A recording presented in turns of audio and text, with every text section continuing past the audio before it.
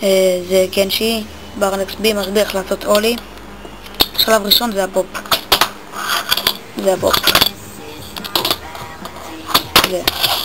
אחרי שיש לכם פופ, אתם צריכים לעבור לשלב השני. קודם כל אני אסביר את הפופ קצת.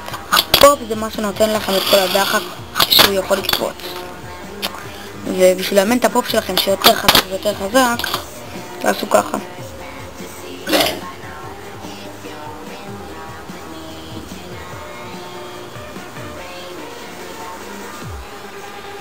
אחרי שעשיתם ככה, אתם עוברים לשלב הבא. השלב הבא הולך ככה. שימו לב, זה גריפה מה שנקרא. אני מזהה כאן בעצם בשביל להראות לכם. כשאתם עושים את הפופ בערך בשלב הזה, שימו לב לאצבעות שלי נהיים ככה. בערך בשלב הזה, אתם מזיזים טיפה למעלה. עוד פעם טיפה למעלה, ככה. אתם לא תרגישו את זה, זה יצא לכם חלק מאוד, רק צריך לתאמן את זה. ויצא לכם אולי, שימו לב.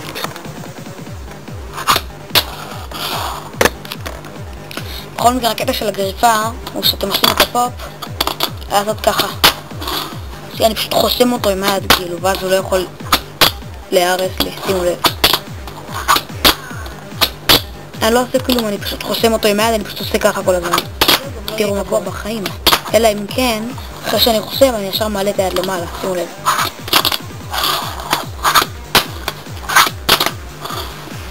בכל מקרה, אחרי שאתם יודעים איך לעשות את הכל, אתם צריכים את הקטע של המומנטום, כלומר המהירות. והמהירות הולכת ככה, אתם נותנים מין פשוט נסיעה אחורנית מהירה ככה, שימו לב. שימו לב טוב טוב.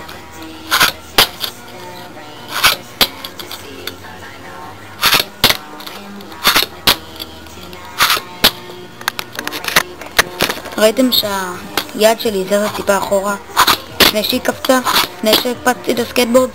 זה המומנטום הזה שפשוט נותן לכם את כל הקפיצה.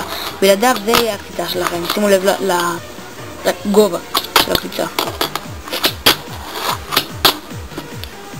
עם המומנטום תהיה לכם קפיצה גבוהה מאוד. זה בערך איך לעשות אולי, אני ארחיב על זה במדריך הכתוב, תהנו ותלמדו. לי לקח בערך שבועיים, אל תצפו שיקח לכם תוך יום, באמת. אם אתם רוצים להתאמן, תיקחו דברים, שימו אותם אחד על השני ותנסו לקפוץ עליהם. לא מעליהם, עליהם.